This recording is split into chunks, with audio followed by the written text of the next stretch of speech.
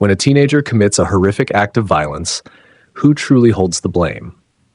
Right now, the families of both Mackenzie Shirilla and Karmelo Anthony are facing a brutal wave of public backlash, with millions demanding to know why the parents aren't sitting in a prison cell next to their children. While the law has historically protected parents from the crimes of their adult teenagers, recent landmark rulings have shifted the legal landscape forever. Today, we are breaking down the evidence, analyzing the public statements of these grieving families, and asking the hard question: is society finally changing the law to punish parents who fail to train their kids? If you want to uncover the truth behind the headlines, hit subscribe and join us right here at US Crime Cases for more deep dives.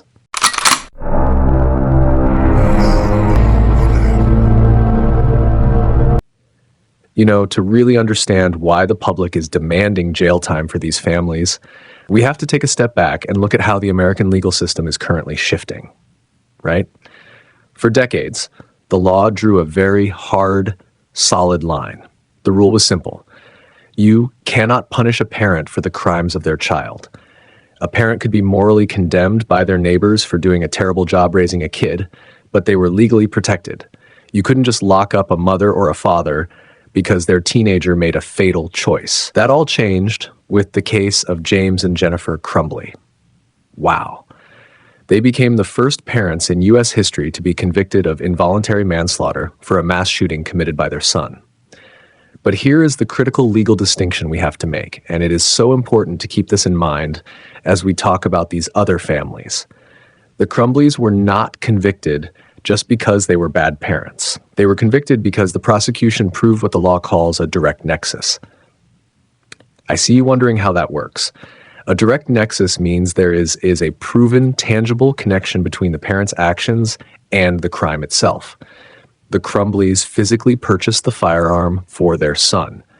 They bought it despite knowing his severe mental health struggles. On the day of the shooting, they sat in a school office. They looked at a violent drawing their son had just made on his math homework. They ignored direct warnings from school officials, and they flat out refused to take him home. That is the exact legal threshold for gross negligence. They actively provided the weapon and ignored immediate documented danger. But what happens when a parent doesn't buy a gun? What happens when the weapon is a car or an ordinary household object and the parent simply ignores years of toxic behavior? This brings us to the case of Mackenzie Shirilla. And before we talk about her or her family, we have to center this story on the people who lost their lives. We have to talk about Dominic Russo and Davion Flanagan. These were two young men with their entire futures stretched out ahead of them. Dominic was Mackenzie's boyfriend. Davion was a friend, a bright young guy who just happened to be in the passenger seat that night. Their families are the ones carrying the heaviest burden here. They're the ones waking up every single day to an empty house. We cannot lose sight of their humanity in the middle of all this legal debate. In July 2022, police said 17-year-old Mackenzie intentionally drove her vehicle at approximately 100 miles per hour into a brick building in Strongsville, Ohio. It was around 5:30 in the morning. The crash killed Dominic and Davion instantly. It is hard to even process the sheer force of a crash like that. The court said it was a premeditated act. In fact, the judge described it in court as a mission of death. It wasn't a tragic accident where a new driver lost control on a slippery road. The court said the data pulled from the car's computer showed the gas pedal was pushed all the way to the floor and the brakes were never touched. Because of the absolute severity of the crime, Mackenzie was tried and convicted as an adult at age 19. Now, under Ohio law, once a teenager crosses that legal threshold of adult status, parents have absolutely no legal liability for their actions. The law simply stops at her conviction. Once the judge handed down her sentence of 15 years to life, the legal system was done with the Shirilla family. Yet, the public views the parents' behavior following the crash as a massive moral failure. In the years since the crime, the Shirilla family has aggressively defended Mackenzie. The family said she had no memory of the event, leaning heavily into an amnesia defense. They suggested the crash was the result of a medical emergency caused by a condition called POTS, which can cause fainting. The defense said she simply passed out at the wheel. But the court looked at the video, looked at the data, and rejected that completely. The jury said she was guilty of murder. But let's rewind a bit, because this is where the public anger toward the parents really stems from. When analyzing the public records of the environment before the crash, investigators found a very dark text history showing a clear pattern of toxic, unmanaged behavior. The police said the relationship between Mackenzie and Dominic was incredibly volatile. There were threats. There was documented aggression. To people watching this case unfold, there were blazing red flags everywhere. You sit there and you read the reports, and you just think, wow, where are the adults in the room? Forensic psychologists note that when parents consistently remove consequences or overindulge a teenager, it creates a psychological deficit. It goes so much deeper than just spoiling a kid. It breeds a dangerous sense of impunity. It makes the teenager feel absolutely immune to real-world consequences until a tragedy actually happens. Think about it. If you never face a penalty for the small things like aggressive driving, threatening texts, or toxic outbursts, you start to believe the rules just don't apply to you. You start to believe you can talk your way out of anything, or that your parents will just smooth it over like they always do. And that is exactly what the public feels the Shirilla family is still doing. Even after the conviction, her mother was recorded on a prison phone call, making disparaging remarks about the victims' families. Her father appeared in a Netflix documentary defending his daughter. To the public, this isn't just a family grieving, this is a family enabling. They see adults who watched a toxic situation brew and did nothing to pull the keys away before the crash, and who are now refusing to accept the reality of what the court said happened. This creates a massive conflict between the law and the public. State prosecutors have not charged the family of Mackenzie Shirilla with any crime. And honestly, under the current law, they can't, because there is no direct nexus. They didn't hand her the car and tell her to crash it. They didn't tell her to drive 100 miles per hour into a wall. Morally, society might hold them responsible for failing to intervene, but legally, their hands are clean. But the court of public opinion sees it very differently. The public looks at the parents and sees people who helped build the environment that led to murder. They see a family who refuses to let their daughter take accountability. And for the families of Dominic and Davion, this refusal to accept guilt only adds insult to unimaginable injury. It is one thing to lose a child, but to watch the perpetrator's family go on television and make excuses. It is devastating. We also have to talk about how the law views the weapon itself. The weapon itself. A car is an everyday item. Millions of teenagers drive to school every single day without incident. When a parent hands over the keys to a Toyota, they aren't handing over an assault rifle. So legally, prosecutors have a mountain to climb. How do you prove that giving a teenager access to a car is a form of gross negligence? You would have to prove that the parent knew, beyond a shadow of a doubt, that the teenager was going to use that vehicle to commit murder. And that is incredibly hard to do, right? I see why people get so heated about this, because on a moral level, if your kid is threatening their partner, if your kid is showing signs of severe instability, your job as a parent is to step in.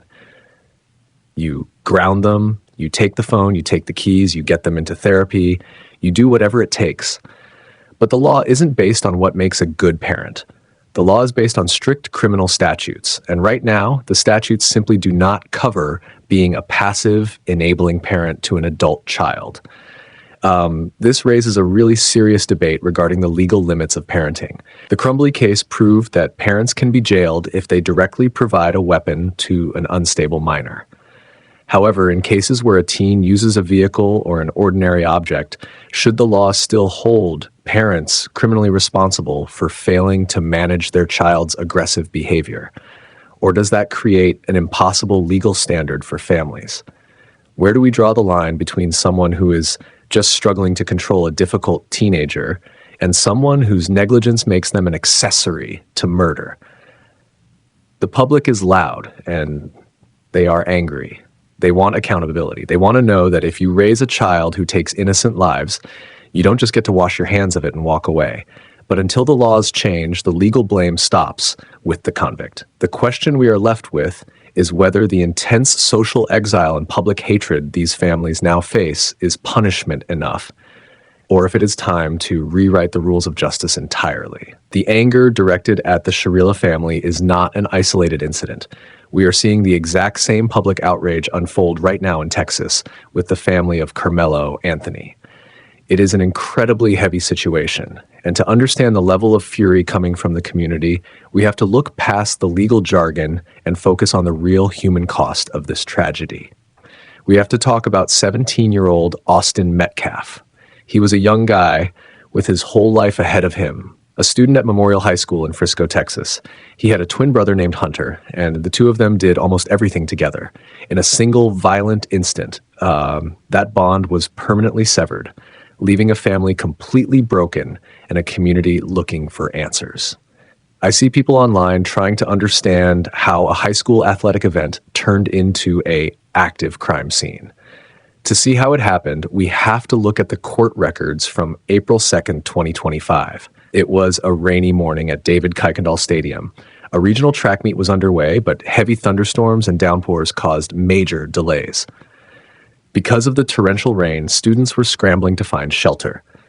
The team from Memorial High School had set up a large tent to stay dry, but 19-year-old Karmelo Anthony, who was a student and track athlete at a rival school, Centennial High School, walked over and took a seat inside their tent.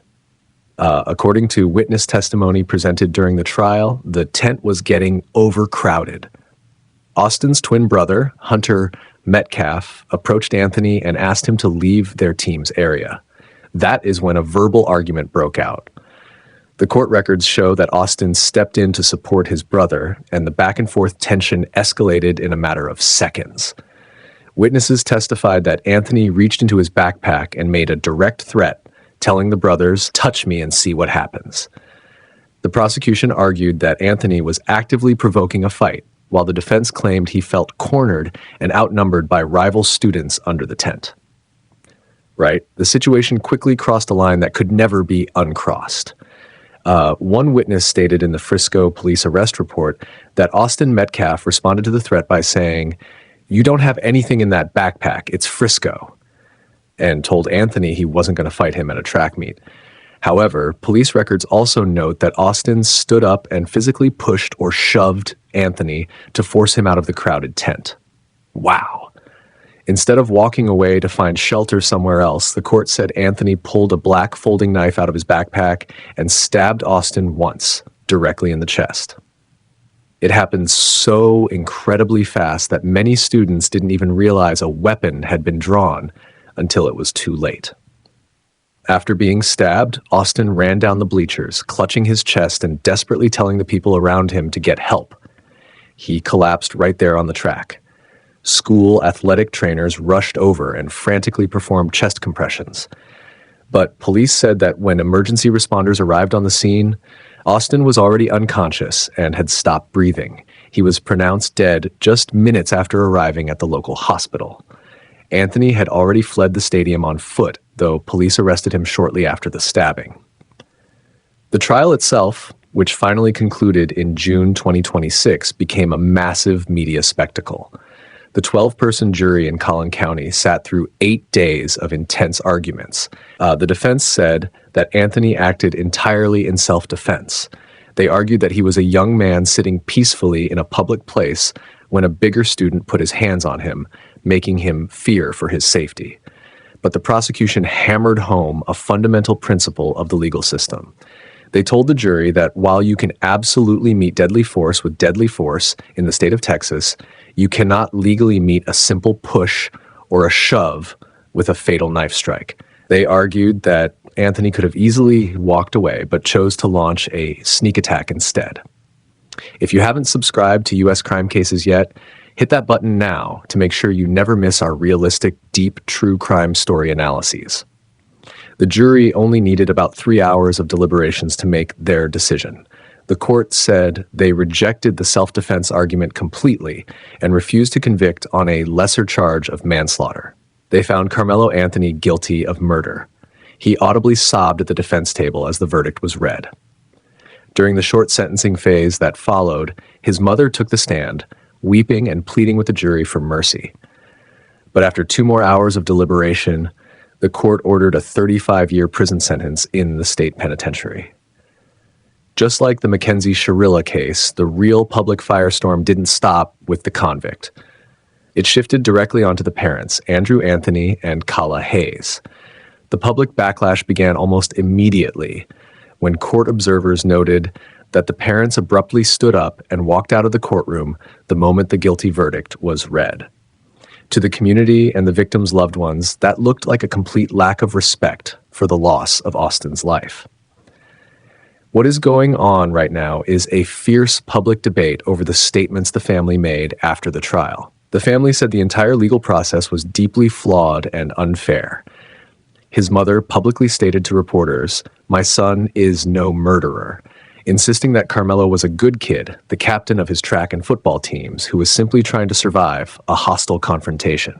The family said that key witnesses lied on the stand to protect the rival school's reputation, and that the public had already convicted their son in the court of public opinion long before the trial even started. They have already announced plans to appeal the 35-year sentence. But as we dig into the public records, a much more troubling timeline emerges regarding the warning signs in the household. Forensic investigators heavily rely on prior school records to see if a violent act was a sudden anomaly or part of a growing behavioral pattern. In Karmelo's case, the prosecution brought forward a documented incident from the previous February. School authorities had to intervene at Centennial High School after Anthony was caught bringing a weapon onto campus. I see why this specific detail has made the public so incredibly angry. When a teenager has a documented history of behavioral issues or weapons at school, where does the legal responsibility shift? Commentators and true crime viewers are using this case to spark a serious debate about systemic failures. Should the school system be legally required to force immediate law enforcement intervention and background checks the moment a weapon is found on a minor? Or is it strictly the parents' job to step in behind closed doors and correct that dangerous behavior before it escalates into a tragedy?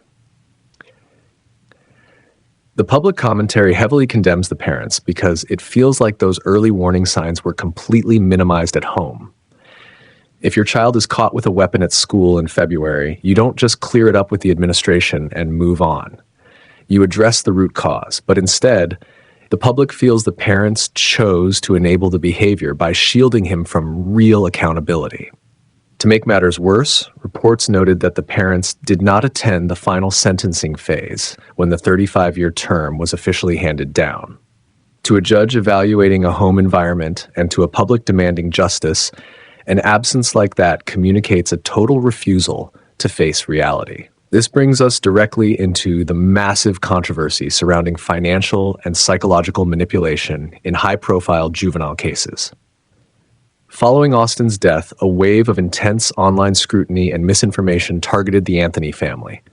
Viral posts exploded across platforms like X, claiming that the family took public donations from a legal defense fund and used the money to buy a brand new car and a luxury $900,000 house. To be completely honest and stick to the verified facts, Snopes investigated these claims and confirmed they were entirely false.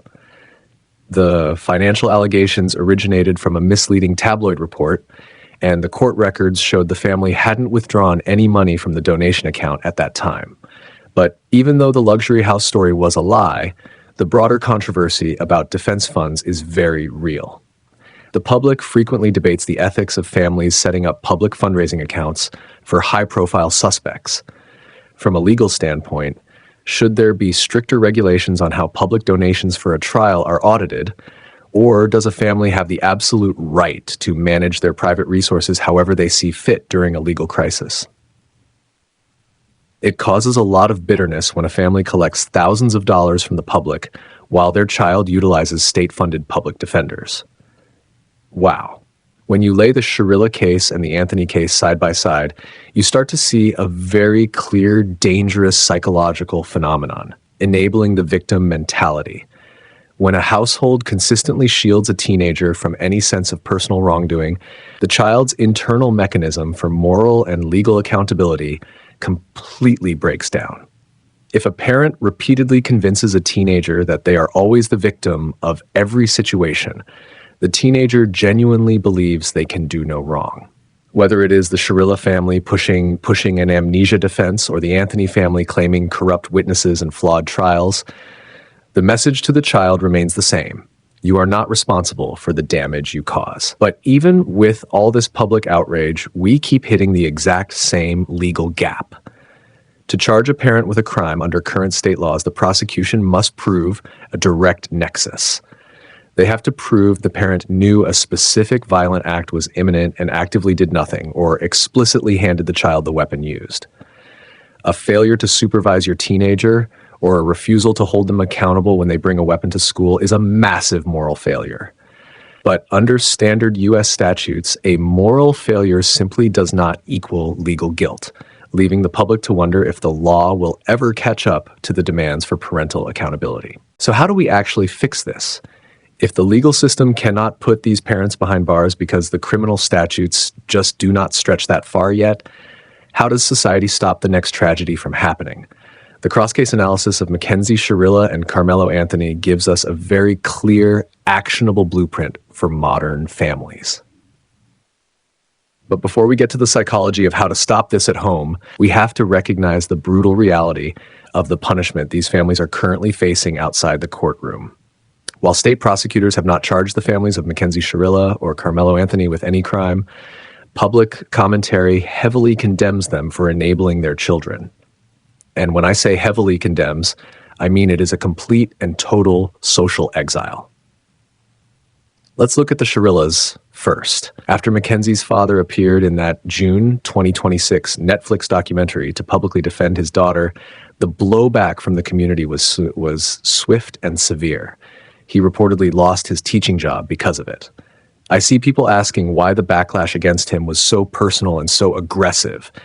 It really comes down to the family's absolute refusal to accept the raw, verified facts. In Mackenzie's trial, the court said the video evidence was undeniable. Security cameras captured her vehicle accelerating down that street in Strongsville, picking up speed instead of slowing down for the curve. The black box data pulled directly from the car's computer confirmed the gas pedal was pushed completely to the floor and the brakes were never applied, not even for a fraction of a second.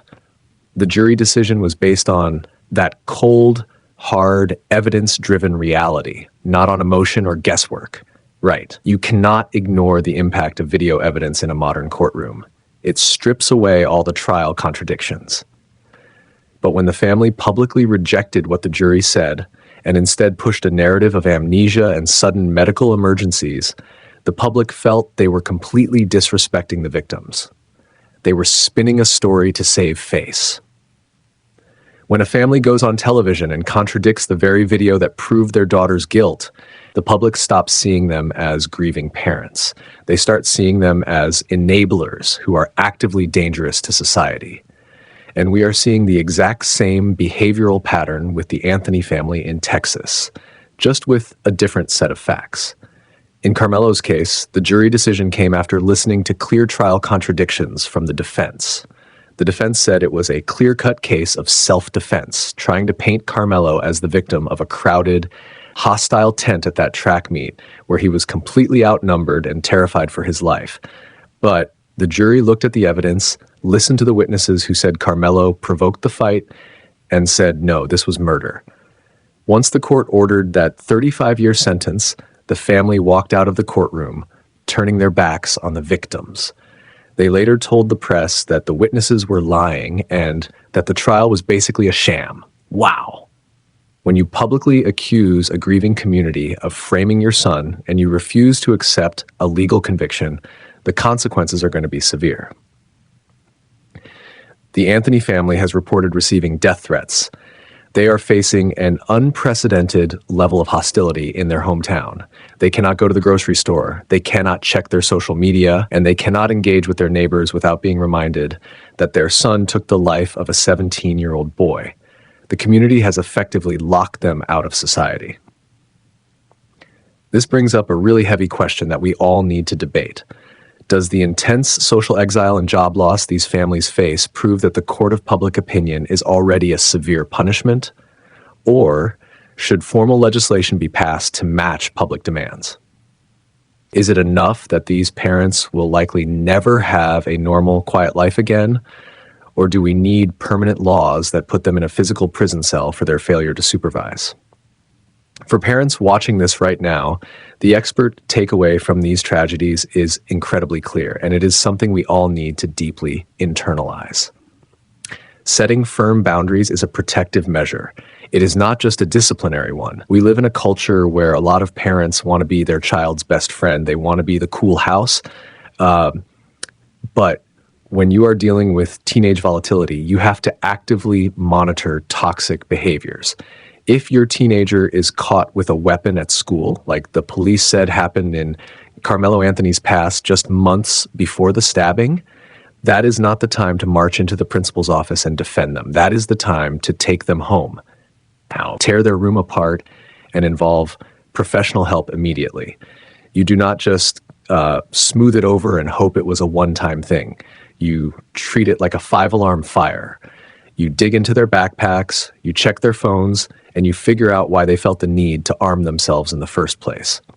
And if your teenager shows a pattern of aggressive driving or escalating relationship violence, like the text messages proved in Mackenzie Shirilla's case, you take the car keys away immediately. You pull the car off the road. You do not wait for a medical excuse like POTS to justify their erratic behavior. You do not blame the boyfriend, you do not blame the friends, and you do not blame the people around them. You shut down their access to the weapon, even if that weapon is just an everyday Toyota Camry. The psychology of failure to supervise is honestly terrifying when you break it down with forensic experts. Psychologists show that when parents want to be friends instead of enforcers, teenagers completely lose their grip on risk perception. They start to believe that they are untouchable. If you never let your kid face a harsh consequence for a small mistake, their brain literally does not compute the danger of a massive life-altering mistake. They think you will always be there to bail them out, to hire the right lawyer, or to make up the right excuse. Intervening early, removing access to vehicles or weapons, and enforcing strict consequences at home is quite literally a matter of life or death. The James and Jennifer Crumbley case in Min showed us that the law is absolutely willing to step in when parents physically hand a loaded weapon to a troubled kid and ignore the school, calling them directly. That was a clear, straight legal line. They bought the gun, they ignored the warnings, and people died. But the Shirilla and Anthony cases show us the massive gray area. And the gray area is exactly where most American families live. These cases force us to look at the slow, quiet disaster of permissive parenting and ask exactly when a lack of rules becomes an accessory to murder. When does looking the other way become a felony? If you know your son has a knife and you know he has a temper and you just let him walk out the door to a track meet, are you legally responsible for the kid he stabs?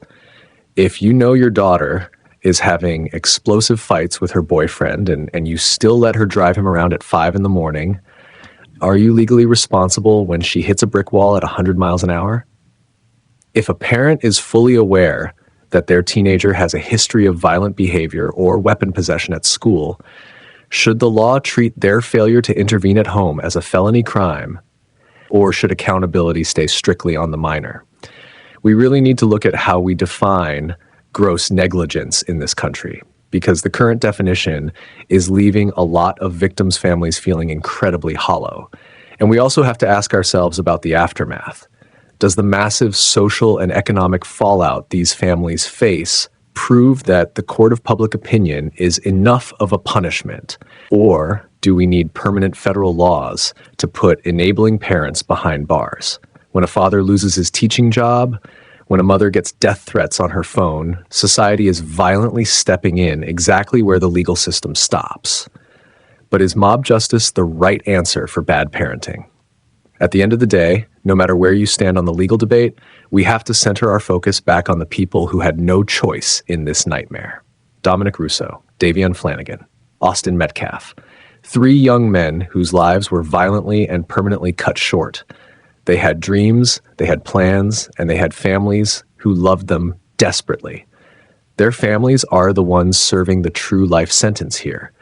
They don't get to appeal the court's decision. They don't get to push a new narrative on a streaming documentary or create a defense fund to get their sons back. The permanence of their loss is exactly why the public is fighting so hard for parental accountability right now. People look at the empty chairs at these families' dinner tables, and they want to make sure the adults who helped create the danger pay the price. The cell doors have closed on the children. Mackenzie Shirilla and Karmelo Anthony are sitting in prison cells right now, facing the cold reality of what the court said they did. But the debate over the households that raised them is just beginning. How do we draw the line between poor guidance and a legal crime? If we truly love our children, we have to teach them love by training them with discipline, boundaries, and accountability before the world teaches them the hard way. Thank you so much for staying till the very end. Please subscribe, like, and leave a comment below to join our growing true crime community.